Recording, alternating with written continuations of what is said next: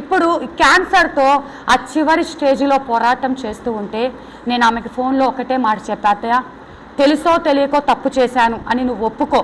నువ్వేం చేసావో నేను చెప్పట్లేదు, నువ్వు దేవునికి దూరముగా నువ్వు ఏది చేసావో దేవుని దగ్గర ఒప్పుకో. తెలిసి చేశానయ్యా, తెలియక చేశాను, నన్ను క్షమించి నాకు ఒక అవకాశం ఇయ్యి. నువ్వు అలా అడిగితే నన్ను బ్రతికించిన దేవుడు ఇంకొకసారి కూడా నీకు అవకాశం ఇస్తాడు. నన్ను బ్రతికించి ఎలాగా సాక్షిగా నిలబెట్టుకున్నాడు, నిన్ను కూడా బ్రతికిస్తాడు. ఈసారి నీ సాక్షిగా ఉంటానయ్యా, నీ పని చేస్తానయ్యా, నీ మందిరంలో ఉంటానయ్యా అని నువ్వు దేవునితో తీర్మానం చేసుకో. నువ్వు అడుగు. ప్రార్థన కూడా సరిగ్గా చేయలేదు. అయితే ఆమెకు చెప్పా, యేసయ్యా నన్ను కాపాడు, నన్ను క్షమించు, ఈ మాటలే నువ్వు అడుగు, ఇంకా నువ్వు వేరొక మాట లేదు, మాట్లాడలేకపోతుంది, ఓపిక లేదు. అలా చెప్తూ ఉంటే ఆమె అలాగే ప్రార్థన చేస్తూ ఉన్నాను, అలాగే ప్రార్థన చేసుకుంటుంది. నిన్న రాత్రి కాలము అంతకుముందు ఒక కళ వచ్చిందంట, మా వదిన గారు చెప్పారు. మళ్ళీ అదే కళ సేమ్ నిన్న రాత్రి వచ్చిందంట. 12 గంటలకి మా ఆడపడుచు ఫోన్ చేసింది. ఏంటి అంటే ఇలా మరి వాళ్ళ అమ్మ అంటారు, అమ్మ ఇలాగా సడన్గా గట్టిగా కేకలు పెట్టింది, హాస్పిటల్లో వాళ్ళందరూ భయపడ్డారు. మరి వచ్చి ఎంత లేపినా లెగవకపోతే ముఖం మీద చాలా నీళ్లు, కొన్ని నీళ్లు కాదు చాలా నీళ్లు పోసాక ఆమెకు మెలకువ వచ్చింది. కళ్ళు తెరిచి ఆమెకు ఎక్కడ ఉన్నది కూడా మర్చిపోయిందంట. ఏంటి అంటే సేమ్ దర్శనము గత 4 రోజుల కిందట చెప్పింది, ఇప్పుడు మళ్ళీ అదే దర్శనము మళ్ళీ వచ్చిందంట. ఈసారి ఆమె కేకలు పెట్టి తట్టుకోలేకపోయింది. ఏంటి ఆ దర్శనం అంటే ఆమె కోసమంట నల్లటి వస్త్రాలు కలిగినటువంటి వాళ్ళు ఒక 5గురు నల్లటి వస్త్రాలు వేసుకొని వచ్చి ఆమెనంట రమ్మని లాక్కెళ్తున్నారంట. ఈమె అంటుందంట, నేను రాను అంటే, నువ్వు రాకపోతే మేము వదిలిపెట్టమని కొరడాలతో కొడుతున్నారంట. కొడుతూనే ఆమెను తీసుకెళ్తున్నారంట.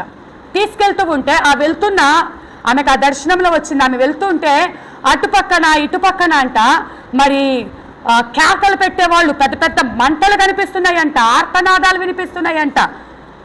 భయపడుతుందంట. ఎటు చూసినా చిమ్మ చీకటి, ఏమీ కనిపిస్తలేదు, మంటలు, కేకలు, ఏడుపులు వినిపిస్తున్నాయంట. అలా వెళ్తూ ఉంటే నేను రాను, నన్ను వదిలిపెట్టండి, నేను రాను అంటే, నువ్వు మా సొత్తు, నువ్వు మాకు కావాలి అనుకొని అవి తీసుకెళ్తూ ఉంటే కరెక్ట్గా దేవుడా తెల్లని వస్త్రాలు కరిగించి, దేవుడు తెల్లటి వస్త్రాలు ధరించి వాటికి అడ్డుపడ్డాడంట.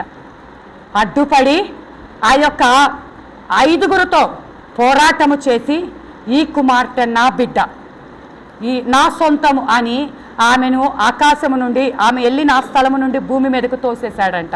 హల్లెలూయా. ఆమెకు సరిగ్గా మాట్లాడటం కూడా రాదండి. ఆమెను చూస్తే ఎవరన్నా ఆమెకు పిచ్చి పట్టిన ఆమె అనుకుంటారు. అంటే కొంచెం తేడాగా మాట్లాడుతూ ఉంటుంది. ఆమెకు మాట్లాడటం స్పష్టంగా రాదు. ఆమె చూడటానికి చదువుకోలేదు, ఆమెకు అంత జ్ఞానము లేదు. అలాంటి ఆమెకు ప్రార్థన కూడా సరిగ్గా రాదని చెప్తున్నా. కానీ అలాంటి ఆమెకు వచ్చిన ఆ జబ్బు మధ్యలో, ఆ చివరి పోరాటములో దేవుని సన్నిధిలో యేసయ్యా నన్ను కాపాడు, నన్ను క్షమించు అని అడుగుతూ ఉన్నప్పుడు దేవుడు సాతానుతో యుద్ధం చేసి ఆ ఆత్మను విడిపించి ఉంటున్నాడు. హల్లెలూయా. ఆ రాత్రికలు నాకు నిన్న 12 గంటలకు ఫోన్ చేస్తే నేను సంతోషించా. పోరాటం అయితే నిజమే, కానీ దేవుడైతే మనల్ని విడిపించి ఉంటున్నాడు. ఆమెకేమీ కాదు, దేవుడు కాపాడుతాడు. ఇదే విధంగా ప్రార్థన చేసుకోమని చెప్పమని మళ్ళీ రాత్రికాలం ప్రార్థన చేయటము జరిగింది. నేను ఎందుకు ఈ మాట చెప్తున్నానంటే, మనము దేవుని సొత్తుగా ఉంటే మన పక్షాన దేవుడు యుద్ధం చేస్తాడు.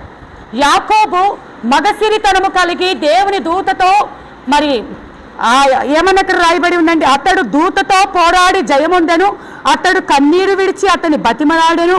అప్పుడు మగసిరితనము కలిగి పోరాడాడు కాబట్టి బేతేలులో దేవుడు ఆయనకు ప్రత్యక్షమయ్యాడు.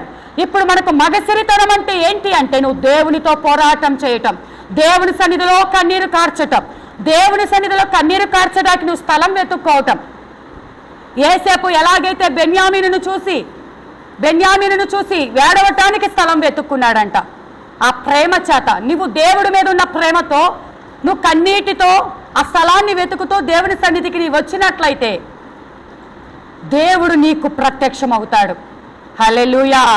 యాకోబుకు ప్రత్యక్షమైనటువంటి దేవుడు నీకు కూడా ప్రత్యక్షం అవుతాడు. నీ కన్నీరెంతో విలువైనది, ఆ కన్నీటికి ఆయన జవాబు ఇస్తాడు. హల్లెలూయా. మరి ఇంకా చూసుకున్నట్లయితే ఇక్కడ యెషయా గ్రంథము 32వ అధ్యాయము. కానీ ఈ కన్నీరు సంఘాలకు కొదువైపోయి ఉంటుంది. ఎంతసేపు ఉన్నా ఉజ్జీవం అంటున్నారు, గంతులు వేస్తున్నారు, పాటలు పాడుతున్నారు, ఆనందిస్తున్నారు, నిజమే. కానీ హృదయములో భారం ఎక్కడి నుంచి వస్తుంది? ఆయన ఏమడుగుతున్నాడు? విరిగి నలిగిన హృదయమే నాకు ఇష్టమైన బలి. ఆ బలిని అర్పించాలి కదా. ఎప్పుడు సంతోషమే. అవును, ఆయన చెప్పాడు ఆనందించమంటున్నాడు, సంతోషించమంటున్నాడు. ఎక్కడ ఆనందించమంటున్నాడంటే దేవునిలో ఆనందించాలి, దేవునిలో సంతోషించాలి, వాక్యమును బట్టి ఆనందించాలి. ఇప్పుడు ప్రజలు ఏమైపోతున్నారంటే లోకంతో ఆనందిస్తూ లోకంతో సంతోషించు. దేవుడే ఆనందించమన్నాడుగా, దేవుడే సంతోషించమన్నాడుగా, దేవుడేమని ఏడవమని చెప్పాడా అంటున్నారు. ఎందుకు అంటే నీ యొక్క నశించిపోతున్న జనుల కోసము, నీ పసిపిల్లల కోసము నువ్వు కన్నీరు కార్చాలి. నిర్విచారముగా ఉన్న స్త్రీలారా, నిశ్చింతగా ఉన్న స్త్రీలారా, మీకు శ్రమ. మీరు ఇలాగ ఆనందించే సమయము కాదు. సియోనులో ఉన్న చూద్దాం అది ఆ మాట 32వ అధ్యాయము, యెషయా గ్రంథం 32వ అధ్యాయము 9 నుంచి 11 వచనాలు. సుఖాసక్తి గల స్త్రీలారా లేచిన మాట వినుడి. చదవమ్మా.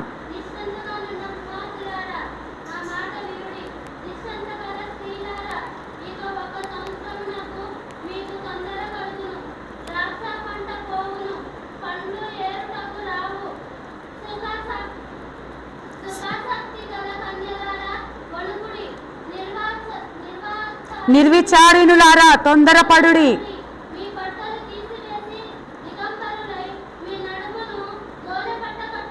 చాలమ్మా.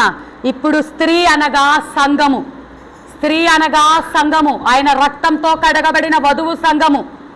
అయితే ఈ సంఘము ఏం చేస్తుంది అంటే సుఖాన్ని ప్రేమిస్తుందంట. సుఖాసక్తి. ఎక్కడ ఏసీ ఉంటుంది, ఎక్కడ కంఫర్ట్గా ఉంటుంది, ఎక్కడ మనకి మరి త్వరగా టైం అయిపోతుంది, ఎక్కడ ఉపవాస ప్రార్థనలు ఉండవు, ఎక్కడ మనకి మంచి స్థితిని ఇంపార్టెంట్ ఇస్తారు, సంఘ పెద్దలుగా ఉండటానికి అవకాశం ఇస్తారు, ఎక్కడ పాటలు పాడటానికి అవకాశం ఇస్తారు, వీటి కోసము లేకపోతే లోకములో ఉన్న సుఖమును కోసము ప్రేమిస్తున్న సంఘమా జాగ్రత్త. సంఘములారా జాగ్రత్త. లేచి నా మాట వినండి. నిశ్చింతగానున్న కుమార్తెలారా నా మాట వినండి. ఎందుకంత నిశ్చింతగా ఉన్నారు? ఏమి పట్టనట్టు ఎలా ఉన్నారు? ఆయన రాకడ సమీపముగా ఉంటే, భయంకరమైన దినాలలో మనం బ్రతుకుతుంటే, దేవుని మన ఉగ్రత మన మీదకు రాబోతుంటే, మనం రక్షణ పొందాము, మనం క్షేమంగా ఉంటున్నాము. అయితే మన వారి సంగతి, మన ఇంటిలో నశించిపోతున్న ఆత్మల సంగతి, మన రక్త సంబంధికుల సంగతి, మన బంధువుల సంగతి, మన తోటి వారి సంగతి, నీకేమి ఇది లేదా? బాధ లేదా? ఎలా నిశ్చింతగా ఉంటావు? నీ ఇంటిలో ఒక బాధ, ఒక వేదన కలిగితే అసలు దేవుడు ఎలా ఏడవమంటున్నాడు తెలుసా? పెనిమిటిపోయిన యవ్వనస్తురాలు భర్త కోసం అంగలార్చినట్టుగా ఏడ్చే దినాలంట ఇవి. ఒక యవ్వనస్తురాలు, పెనిమిటిపోయిన యవ్వనస్తురాలు. కొత్తగా పెళ్ళైన జంట ఉంటారండి, కొత్తగా పెళ్ళైన జంట ఉంటారు. ఆఫీస్కి భర్త వెళ్ళుంటే భార్య అంటుంది, సాయంకాలం త్వరగా వచ్చేయండి, బయటికి వెళ్దాం అంటుంది. క్రొత్తగా పెళ్ళైన వారు సరేనని వచ్చేస్తాను, రెడీగా ఉండు, మనం బయటికి వెళ్దామని చెప్తాడు భర్త. భర్త తిరిగి వచ్చేటప్పుడు దగ్గరకు వచ్చే సమయానికి ఆయనకి యాక్సిడెంట్ అయ్యి చనిపోయాడు అనుకోండి. ఆ భార్య ఎలా అంగలారుస్తుంది? అయ్యో నేను ఇప్పుడు రెడీ అయి కూర్చున్నా, నేను ఏడవను అనుకుంటుందా? లేకపోతే ఊరికే పైన కన్నీరు తుడుచుకుంటుందా? గుండెలు బాదుకొని తన పెనిమిటి మీద పడి రోధిస్తుంది, అంగలారుస్తుంది, కన్నీరు కారుస్తుంది, తన గొంతు పోయేటట్టుగా, స్పృహ కోల్పోయేటట్టుగా ఏడుస్తుంది. ఎందుకు అంటే ఈ దినాలు అలాంటి దినాలు. మొన్న అవార్డ్స్ ఇవి ఇచ్చేటప్పుడు మిలిటరీలో ఉన్నటువంటి ఒక యవ్వనస్తుడు, అప్పటికి పెళ్ళయి 2 నెలలు అయిందంట. తన భార్య ఎంత అందంగా ఎంత చక్కగా ఉందో, తన భర్తకు వచ్చిన అవార్డు తీసుకోవడానికి మిలిటరీలో ప్రాణం పోగొట్టుకున్న అమరవీరులు ఉంటారు కదండి, ఆ భార్య ఎన్నో పెళ్ళైన క్రొత్తలో వాళ్ళు ఎన్నో మాటలు చెప్పుకున్నారంట. ఒక మనం ఇల్లు కట్టుకోవాలి, ముందు ఇల్లు కట్టుకున్న తర్వాత ఒక బాబు పాప కావాలి, మనం ఇలా చేద్దాం అలా చేద్దాం, ఎన్నెన్నో మాట్లాడుకున్నారంట. పెళ్ళైన 2 నెలలకే యుద్ధములో ఆ భర్త చనిపోయాడు. నిజంగా జరిగినది. ఆమె అయితే ఎంత చిన్న వయసు, ఎంత అందంగా ఆ అవార్డు తీసుకోవటానికి, రాష్ట్రపతి చేతుల మీద అవార్డు తీసుకోవడానికి వస్తుంటే చాలా బాధ కలిగింది. అదే దినాలు ఎలాగైతే ఉందో ఆ భారము మనకు రావాలని దేవుడు కోరుకుంటున్నాడు. దేవుని మహాకృప, మన కుటుంబాలు మనం క్షేమంగా ఉన్నాం. కానీ మనం అలా నిశ్చింతగా ఉండే దినాలైతే ఇప్పుడు కాదు. నిశ్చింత గల స్త్రీలారా, ఇక 1 సంవత్సరమునకు మీకు తొందర కలుగును. 1 సంవత్సరము. ఆల్రెడీ ఈ మాట రాసి ఎన్నో సంవత్సరాలు అయిపోయింది. కానీ ఆయన నేడే వస్తాడో, రేపే వస్తాడో, ఒక గడియ తర్వాత వస్తాడో ఎవరికీ తెలియదు. మీకు తొందర కలుగుతుంది. ఈ లోపల నువ్వేం చేయాలంటే సిద్ధముగా ఉండాలి. నీకు ద్రాక్ష పంట పోవును, పండ్లు ఏడుటకు రావు. మీరెంతో కష్టపడి జీవనాధారము, ఒక బిజినెస్ కావచ్చు, ఒక ఉద్యోగం కావచ్చు, నువ్వు కుటుంబ పోషణ కోసం ఎంతైతే ప్రయాసపడి సంపాదిస్తున్నావో అది చేతికి రాని దినాలు ఇవి. ఆ పంట తృప్తి తీర నువ్వు తినలేని దినాలవి. కాబట్టి నువ్వేం చేయాలంటే, సుఖాసక్తి గల కన్యకలారా వణుకుడి. ఇప్పటికైనా నువ్వు లోకాన్ని ప్రేమిస్తూ, సుఖమును ప్రేమిస్తూ ఉన్నావేమో జాగ్రత్త. నువ్వు దేవుని సన్నిధిలో వణుకుతూ ఉండు. నిర్విచారిణులారా తొందరపడండి. ఆలస్యం చేసి ఇంకా మారుదాంలే, ఇంకా అప్పుడు వదిలేస్తా, టీవీ చూడటం అప్పుడు మానేస్తా,